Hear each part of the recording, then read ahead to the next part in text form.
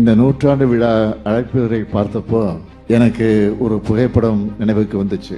ஒரு பக்கம் தலைவர் கலைஞரும் இன்னொரு பக்கம் இனமான பேராசிரியரும் இருக்க, நடுவில் நின்று அவங்க ரெண்டு பேரோட தோல்லையும் உரிமையோடு கை போட்டு கம்பீரமாக நிற்பார் நாகூர் அனிபா அவர்கள். இப்படி ஒரு படம் யாருக்கும் கிடைக்காது. அந்த இருவரும் ஆளுமைகளோட தோல்ல கை போட்டு நிற்க துணிச்சலும் நட்புரிமையும் யாருக்கும் இருக்காது.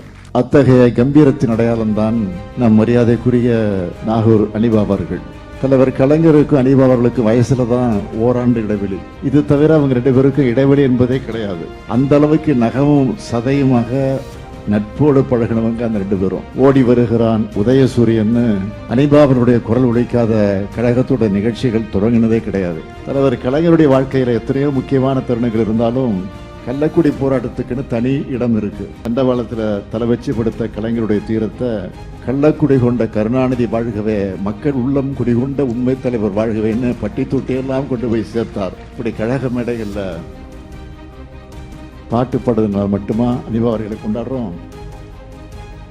பாடுறது அவருடைய திறன் கொண்ட கொள்கைக்காக சிறைக்கு போகவும் தயங்காதவர் தான் அனிபா அவருடைய குணம்.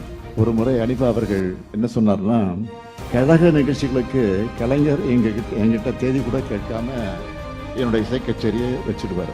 ஏன்னா நான் கச்சேரிக்காரன் கிடையாது, கட்சிக்காரன்னு சொன்னார்.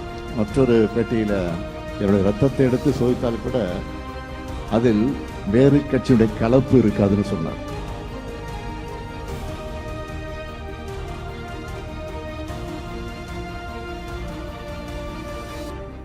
இந்த நூற்றாண்டு விழா அழைப்புரை பார்த்தப்போ எனக்கு ஒரு புகைப்படம் நினைவுக்கு வந்துச்சு. ஒரு பக்கம் தலைவர் கலைஞரும் இன்னொரு பக்கம் இனமான பேராசிரியரும் இருக்க, நடுவில் நின்று அவங்க ரெண்டு பேரோட தோல்லையும் உரிமையோடு கை போட்டு கம்பீரமாக நிற்பார் நாகூர் அனிபா அவர்கள். இப்படி ஒரு படம் யாருக்கும் கிடைக்காது. அந்த இருவரும் ஆளுமைகளோட தோல்ல கை போட்டு நிற்க துணிச்சலும் நட்புரிமையும் யாருக்கும் இருக்காது. அத்தகைய கம்பீரத்தின் அடையாளம் தான் நம் மரியாதைக்குரிய நாகூர் அனிபா அவர்கள். அவருடைய நூற்றாண்டு விழாவை தான் கொண்டாடிக்கிட்டு இருக்கிறோம். உடலால் அவர் மறைந்தாலும் அவருடைய குரல் நம்முடைய உள்ளத்திலையும் உணர்வுலையும் ஒழிச்சுக்கிட்டே இருக்கு. முத்தமிழறிஞர் தலைவர் கலைஞர் அவர்கள் சொன்னதை எங்களுடைய அன்புக்குரிய லியோனி அவர்கள் நினைவுபடுத்தினார். அணி என்றால் தேன், பா என்றால் பாட்டு, தேனாக இனிக்கும் பாட்டை பாடும் அவருக்கு அனிபா என்று பெயர் பொருத்தமானது என்றார். அதே போல அனிபாவுக்கு ஒளிபரிக்கே தேவையில்லைன்னு தந்தை பெரியார் அவர்கள் சொன்னார். அப்படி ஒரு குரல் வளம் அனிபா அவர்களுக்கு. இறுதி வர அந்த குரல் அதே உறுதியோடு இருந்துச்சு. அவருக்கு உரிய அது சிறப்பு. இசைமுரசு அவர்கள் தொடக்கம் முதல் இறுதி வர திராவிட இயக்கத்தில் பங்கெடுத்து கலையை வளர்த்து இயக்கத்தையும் கொள்கையும் வளர்த்தார். தலைவர் கலைஞருக்கும் அனிபா அவர்களுக்கு வயசுல தான் ஓராண்டு இடைவெளி. இது தவிர அவங்க ரெண்டு பேருக்கும் இடைவெளி என்பதே கிடையாது. அந்த அளவுக்கு நகமும் சதையுமாக நட்போடு பழகினவங்க அந்த ரெண்டு பேரும். ஓடி வருகிறான் உதயசூரியன் அனிபாவனுடைய குரல் உழைக்காத கழகத்தோட நிகழ்ச்சிகள் தொடங்கினதே கிடையாது. தலைவர் கலைஞருடைய வாழ்க்கையில் எத்தனையோ முக்கியமான தருணங்கள் இருந்தாலும் கள்ளக்குடி போராட்டத்துக்குன்னு தனி இடம் இருக்கு. தண்டவாளத்தில் தலை வச்சு படுத்த கலைஞருடைய தீரத்தை கள்ளக்குடி கொண்ட கருணாநிதி வாழ்கவே, மக்கள் உள்ளம் குடிகொண்ட உண்மை தலைவர் வாழ்கவேன்னு பட்டி தொட்டியெல்லாம் கொண்டு போய் சேர்த்தார். அனிபா அவருடைய குரல் தான். ஒரு கலைஞன் ஒரு இயக்கத்தின் மேல எவ்வளவு பற்றோடு இருந்து அந்த இயக்கத்துக்காக எந்த அளவுக்கு அர்ப்பணிப்பு உணர்வோடு பாடுபட்டார் என்பதற்கு ஐயா அனீபா அவருடைய வாழ்க்கையை ஒரு எடுத்துக்காட்டு. 11 வயசுல பள்ளிக்கூடத்தில் பாடத் தொடங்கி 15 வயசுல மேடைகளில் பாட ஆரம்பிச்சு மக்கள் பாடகராக தன் வாழ்நாள் முழுக்க வலம் வந்தார் அனீபா அவர்கள். ஐயா நாகூர் அனீபா அவருடைய போராட்ட வாழ்வை இன்றைக்கும் குறிப்பாக இளைஞர்களும் தெரிந்து கொள்ளணும் என்று சுருக்கமாக நான் சொல்ல விரும்புகிறேன். சின்ன வயசுல நீதி கட்சி தொண்டராக இருந்த அனீபா அவர்கள் நீதி கட்சியுடைய கூட்டம் மாநாடுகள் எங்க நடந்தாலும் போய்விடுவார்.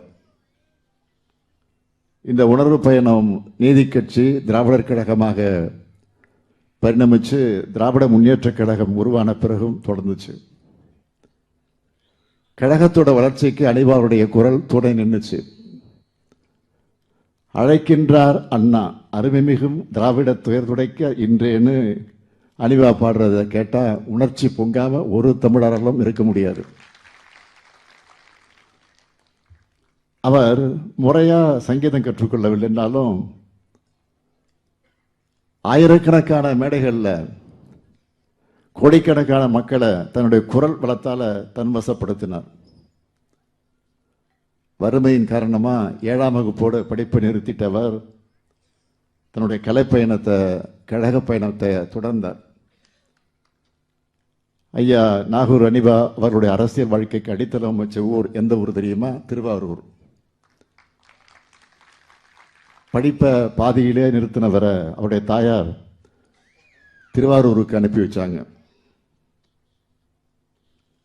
அப்போ திருவாரூர்ல நீதி கட்சி கூட்டங்கள் நடக்கும். அவற்றை ஏற்பாடு செஞ்சவங்கள ஒருத்தர் தான் பள்ளிக்கூட மாணவராக இருந்த நம்முடைய தலைவர் கலைஞர் அவர்கள்.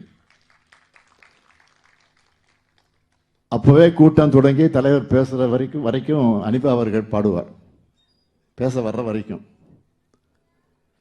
இந்த நிலையில சரியட்டி பன்னீர்செல்வம் அவர்கள் மறைந்த பிறகு 1940 திருவாரூரில் நடந்த நீதி கட்சி மாநாட்டில் அவரை பற்றி அனீபா அவர்கள் பாடினார். அப்போ அந்த மாநாட்டில் இருந்த தலைவர் கலைஞர் அவர்கள் அனீபாவுடைய பாடலை கேட்டு நெஞ்சுருகி போயிட்டார். 1949 திராவிட முன்னேற்ற கழகம் தொடங்கப்பட்டப்போ அந்த தொடக்க விழாவில் பாடினவர் அதற்கு பிறகு திராவிட முன்னேற்ற கழகத்தின் தொண்டரா தன்னுடைய பயணத்தை தொடர்ந்தார். நாகூர்ல திமுக கிளையை தோற்றுவிச்சதும் ஐயா அனீபா அவர்கள் தான். இப்படி கழகத்தோடும் தலைவர் கலைஞரோடும் அனீபா அவர்களோட பற்றும் பாசமும் வளர்ந்துகிட்டே போச்சு.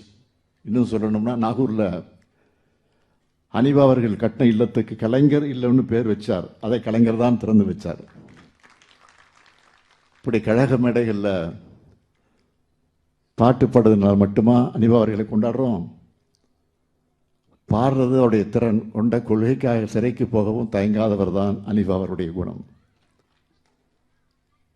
1939 13 வயசு பையனா இந்தி திணிப்புக்கு எதிராக ராஜாஜிக்கு கருப்பு கொடி காண்பிச்ச முதல் முறையா கைதானார்.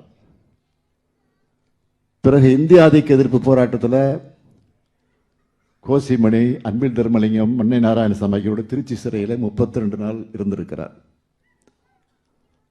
1952 கலைஞரோடு அனீபா அவர்கள் கைது செய்யப்பட்டார். 1956 காஞ்சிபுரத்தில் தெருவில் பாடிட்டு போகும்போதே கைதானார்.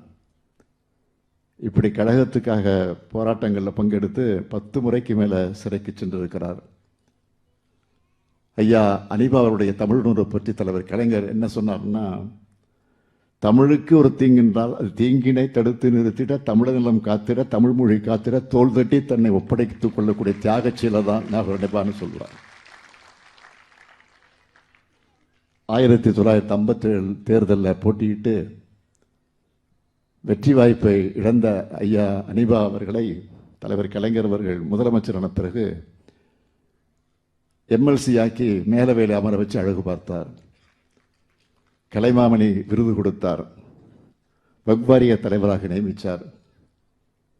2002ஆம் ஆண்டு நடைபெற்ற கழகத்தின் பெருவிழா நிகழ்ச்சியில் கலைஞர் விருது வழங்கினார். இப்படி அஞ்சானஞ்சன் பட்டுக்கோட்டை அழகிரி, தந்தை பெரியார், கண்ணியத்திற்குரிய காகிதம் இல்ல, பேரறிஞர் அண்ணா, முத்தமிழறிஞர் கலைஞர், இனமான பேராசிரியர்னு அனைத்து தலைவர்களோடு பழகி பயணித்து தன் வாழ்நாள கொண்ட கொள்கைக்காக ஒப்படைச்சுக்கிட்ட ஒப்பற்ற ஒளிச்சுடதான் இசைமுரசு ஐயா அனிபா அவர்கள். ஒரு முறை அனிபா அவர்கள் என்ன சொன்னார்னா, கழக நிகழ்ச்சிகளுக்கு கலைஞர் எங்கிட்ட தேதி கூட கேட்காம என்னுடைய இசை கச்சேரியை வச்சுடுவார். ஏன்னா நான் கச்சேரிக்காரன் கிடையாது, கட்சிக்காரன்னு சொன்னார். மற்றொரு பேட்டியில் என்னுடைய ரத்தத்தை எடுத்து சோதித்தால் கூட அதில் வேறு கட்சியுடைய கலப்பு இருக்காதுன்னு சொன்னார். அதனால்தான் ஐயா அனிபா அவர்கள் நிறைவேற்ற போது, மறைந்த போது தலைவர் கலைஞரும் நானும் ஓடோடி சென்றோம். அதைத் தொடர்ந்து நாகூரில் நடைபெற்ற அவருடைய திருவுருவப்பட படத்திறப்பு நிகழ்ச்சியில் பங்கெடுத்து புகழஞ்சலி செலுத்தினேன். அப்படிப்பட்ட எங்கள் இசை முரசுக்கு நான் முன்னின்று நூற்றாண்டு விழாவை கொண்டாடுறதை என்னுடைய வாழ்நாள் பேராக நான் நினைக்கிறேன்.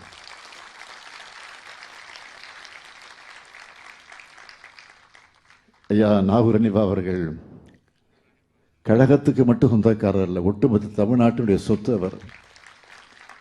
எல்லாரும் சொன்னாங்க, அவர் பாடிய இறைவனிடம் கையேந்துங்கள் அவன் இல்லை என்று சொல்வதில்லை என்ற பாடல் தமிழ்நாட்டில் இருக்கிற எல்லார் வீட்டிலையும் ஒலிக்கிற பாடல். அதுதான் ஐயா அனிபா அவரது இசையோட வலிமை. அது சில மாதங்களுக்கு முன்பு ஒரு தனியார் தொலைக்காட்சி விவாத நிகழ்ச்சியில் பலரும் மதங்களை கடந்த இசைமுரசு அவருடைய பாடலை பாடினது ரொம்ப வைரலாக போச்சு. இந்த உணர்வோடு தான் தமிழ்நாடு. அதனால தான் நம்மோட இசைமுரசு ஐயா நாகூர் அனிபா அவருடைய நூற்றாண்டு தொடங்கினதும் நாகூரிலே அவர் இல்லம் அமைந்துள்ள தெருவுக்கு இசைமுரசு நாகூர் இஎம் அனிபா தெரு என்று பெயர் சூட்டினோம். சில்லடி கடற்கரைக்கு செல்லும் சாலையிலே இசைமுரசு நாகூர் இஎம் அனிபா நூற்றாண்டு நினைவு பூங்காவை சில தினங்களுக்கு துணை முதலமைச்சர் உதயநிதி திறந்து வச்சிருக்கிறார். தமிழரசின் சார்பில் அனிபா நூற்றாண்டு மலரை சிறப்பாக தயாரித்து வெளியிட்டு இருக்கிறோம். ஐயா நாகூர் அனிபா போல் இன்னும் ஏராளமான திராவிட முன்னேற்ற கழகத்தை வலுப்படுத்த வரணும்.